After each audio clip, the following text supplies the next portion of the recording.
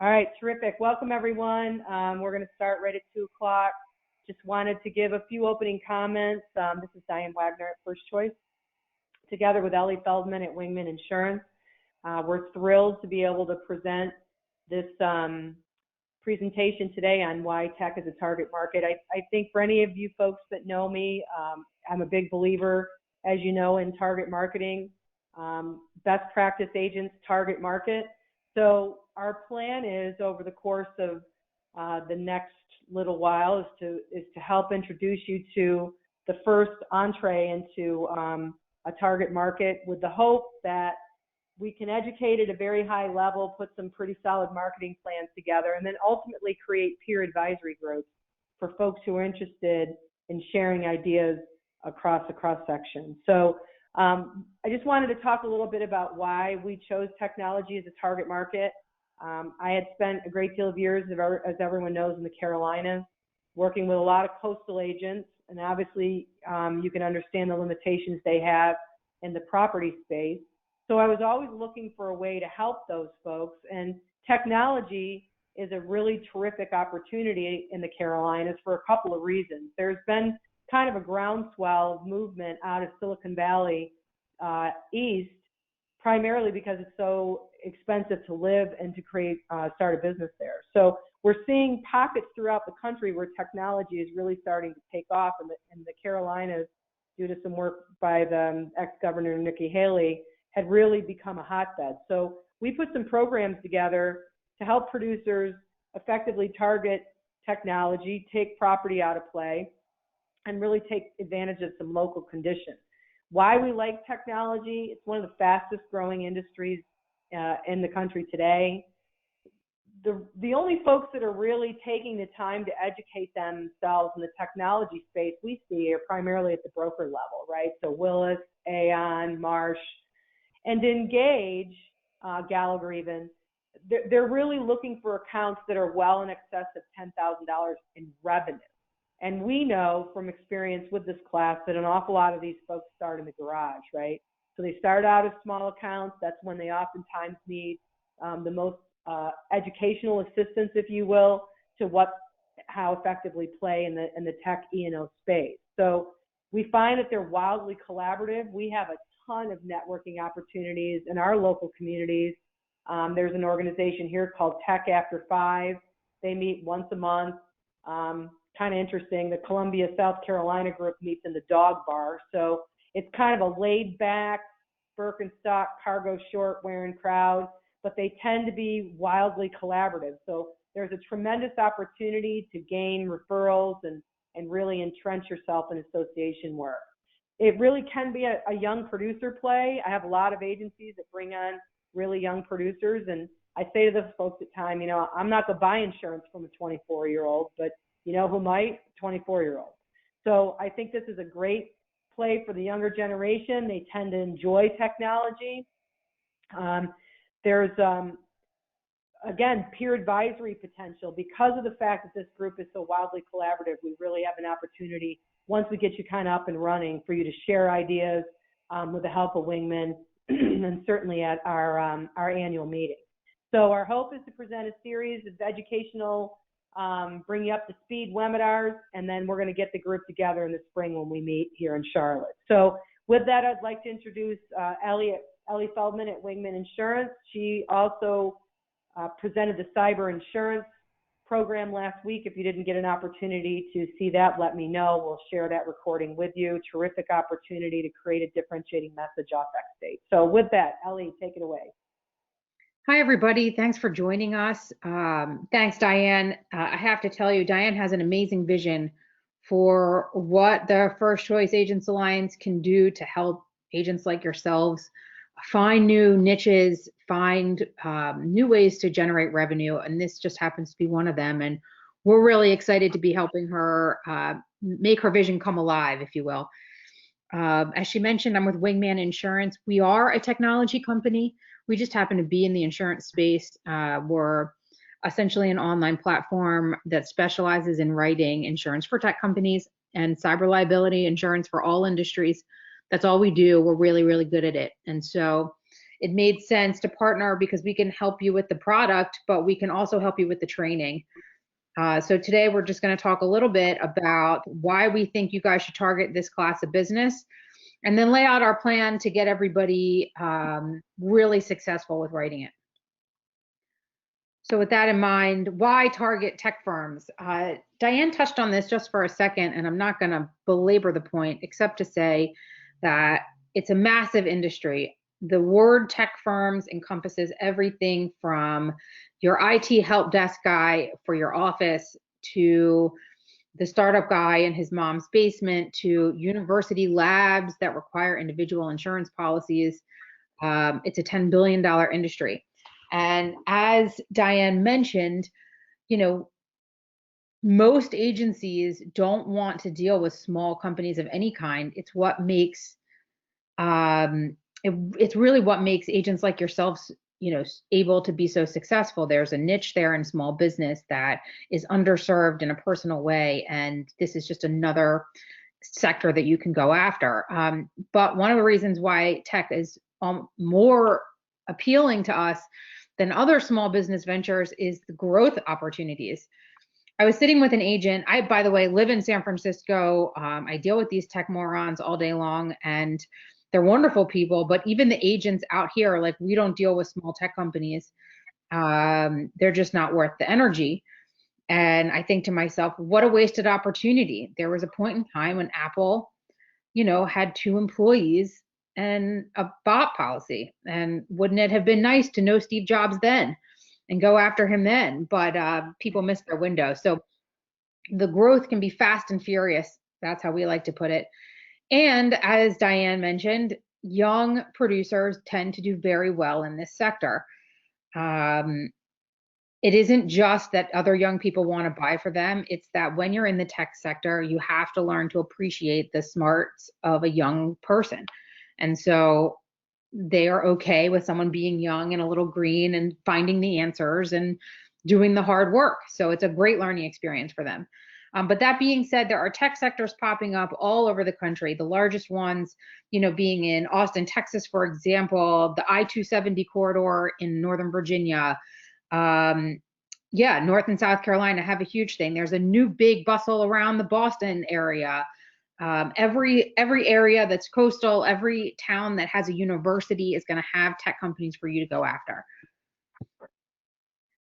What's the other reason? The other big reason I always encourage people like you guys to go after them is what I refer to as the trusted advisor model. Tech companies are often tiny, like 2 to 3 employees to start. That means they have nobody in their office that knows or understands anything about insurance, workers' comp, health insurance, anything. It is a great opportunity in the small business sector to cross-sell across your agency from personal to commercial lines, because they are going to need somebody to come in and say, here's what I need.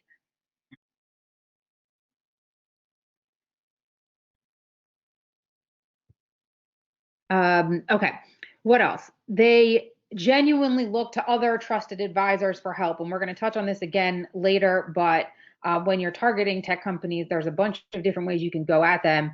And the trusted advisor role is a big one. That means accountants, lawyers, things like that. Also, they really need value-added services in a way that many other entities don't care or won't respond to as well. Because they're dealing with so few employees, we've got absolutely opportunities across the spectrum to show them that you are more than just an insurance agent, and they appreciate that. Examples of that can be help with HR, risk management, training in certain aspects of risk management like cyber. The opportunities are really endless. I got a question that just came in and I will answer it. And I'll also tell you guys that at any time throughout the presentation, if you have questions, there's a little box for you to ask them, and I'll try to answer them as quickly as I can, or at the end, either one. So keep them coming. And the question was, will we get a copy of this presentation? The answer is absolutely. I'll send it out right after the presentation is over. All right, so how does tech differ from other small business? There's a technical answer, and that the technical answer is that the insurance industry and the legal world do not consider software a product or something tangible but rather a service. So when you think about that, instead of thinking of, oh, this is even though they might manufacture a software, they're not a manufacturing company. They are actually aligned more like a doctor's office or an architect, a company that creates a work product based on the service that they put into it. An architect really is sort of the best example I can come up with. The blueprints are the product, but it's actually a service. So what that means from an insurance perspective is that a traditional business owner's policy specifically excludes professional services, which means their GL is not going to cover their professional services, and they don't have any professional products. So they need an E&O policy. And a tech E&O policy is going to cover them for any mistakes that they make in their software, whether it be a deliverable to a customer because they're a consulting firm or a staffing firm. Maybe it's an app that they create and it has a security flaw that releases private data. The list can go on, but basically none of those things would be covered by a general liability policy. So very early on in the process for a tech company, you have to sell them an E&O policy. And with that obviously comes a certain amount of need for specialization by the insurance agent, training on what that policy covers, if it will cover what they do, how it can compare to other E&O policies in the marketplace. All these things are very important when dealing with small tech companies.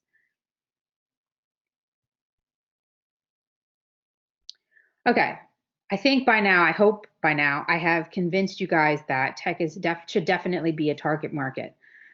So what can we do for you? What are we going to try to do? Well, to start with, we're going to do a series of webinars like this one and a series of in-person meetings. We're going to break it down into what are the risks, what policies should be sold, what are the best ways to sell to a tech company. We're going to talk about coverage comparisons for these type of clients and claims examples that you can take with you when you sit down with them. We're going to give you access to these educational webinars in real time, but we're also going to put them in a vault so that you can go back and refer to them at any time. Or if you have new agents coming on board, they can then reference them as part of a training mechanism. You'll also have access to the Wingman team of individuals. We have about 90 years of tech underwriting experience on our staff that absolutely knows and understands this from every aspect of the way it works, and everything from live chat to roundtable discussions, which we'll get into, you'll be able to see. So let's get specific about what the plan is. We have the first 3 webinars are already scheduled. The first one, and what I firmly believe is the most important one, is a Q&A with an agent who sold tech insurance for the last 30 years. He's one of the first entrants into the tech space in the 80s, and he's been selling it ever since. He's built a career on it. He sold his agency years ago to a much larger agency, but he knows his stuff.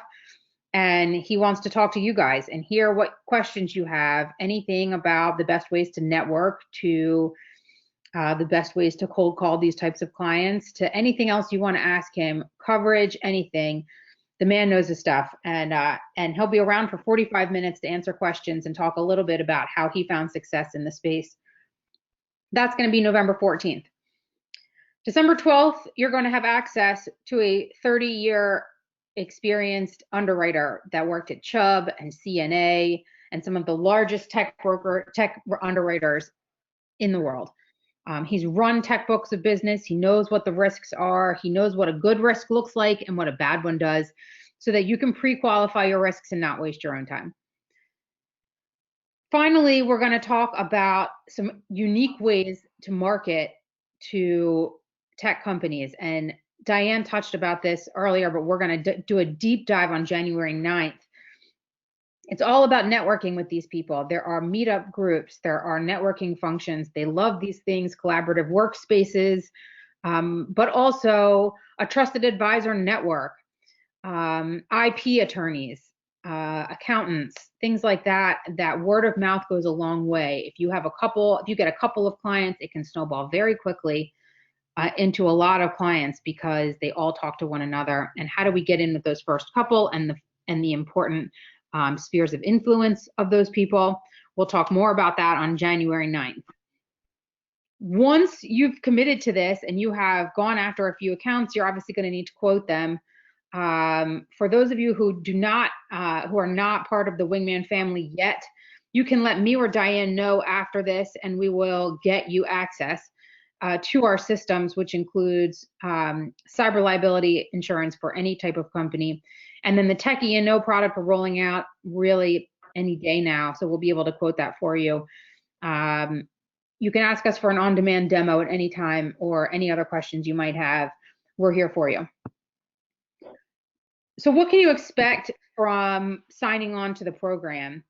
You know, the hardest thing to start with a new niche market is how to talk to tech companies about their risk. You know, to a certain extent, a lot of companies are the same from a risk profile standpoint. Tech companies are not. So we want to start by getting everybody up to speed on what makes a tech company, and what makes their risk unique. We're going to teach you how to network through these individuals. We're going to talk about personality traits and things like that that might help you bridge the gap.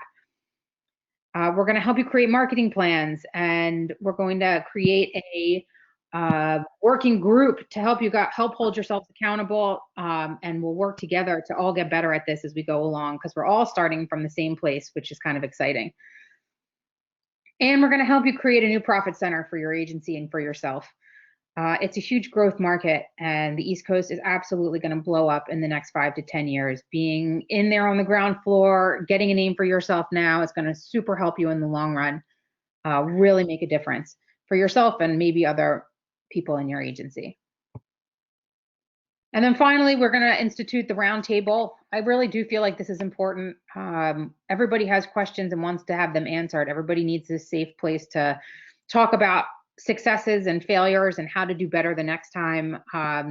Mentorship in our space is a little bit difficult, and this is a sort of unique way to try it. It'll be a webinar. Everybody can get on board. We can have questions to ask ahead of time, examples ahead of time. This will be after the initial 3 webinars. We'll start working on the monthly roundtable after the big meeting in April, where we'll have an in-person meeting there. But we really feel like this is our best way to success on a going forward basis if you guys want to commit to the program. So that's it. We're going to send out some invitations to the next webinar on November the 14th. If you know of anybody else who you think should attend, please let us know. If you need access to the Wingman system or want to talk more about the technology that we provide to FCAA members, reach out to me. It's Ellie, ELLIE, at wingmanins.com. Any questions? I'm going to jump in while you're typing your questions out and say that, you know, my background in this is, you know, I've really seen what starts out as a small account morph very quickly, as Ellie said earlier. We've seen $1,500 accounts one year turn into $400,000 accounts within a year or two. Now, obviously, they grow and they spin off at some point in time. So I don't want folks to think that this is just a small commercial play, because it's not. It's starting on the ground floor. And what we've lacked in the past is the ability to have someone to reach out to with those technical questions. There are times that you're going to go on websites and there's no contact information whatsoever, and it's very difficult at times to tell what these folks even do. So to be able to have the resources to call out and say, what are the impactful questions I should be asking? What's the differentiating message? We're going to be spending a lot of time at some point on how you approach these folks and what you say, right? Because it is a completely different sell. But think about the opportunity to be alone in this space. So I am very excited about this. I think the peer advisory group potential is fantastic, as I said earlier, and I hope that you all are as excited as we are to create this additional silo in your agency.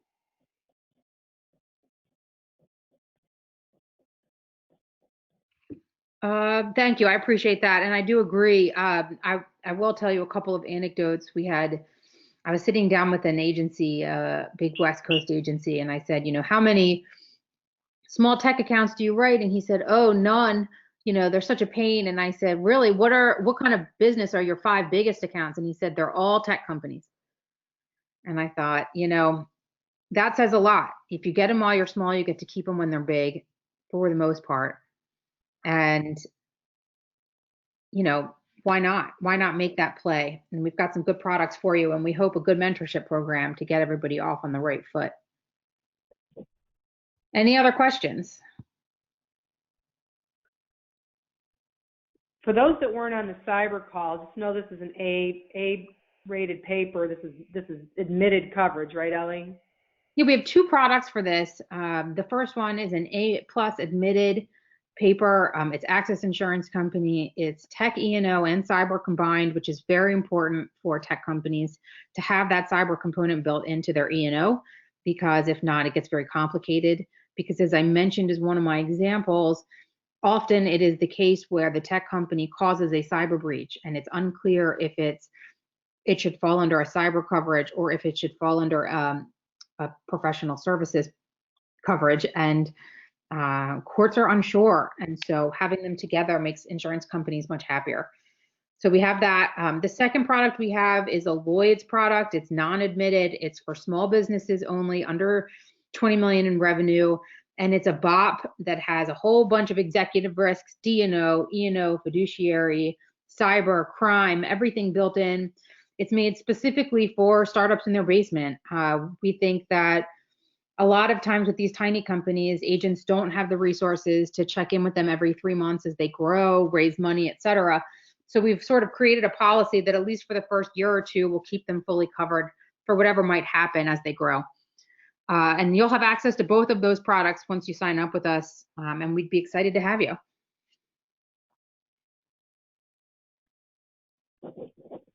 We got any questions out there? Not seeing anything else coming in.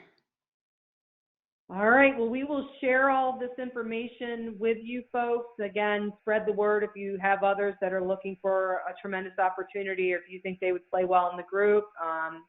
And if there's anything either Ellie and I can do for you in the interim, feel free to reach out. Thanks for attending today. Thank you, everyone.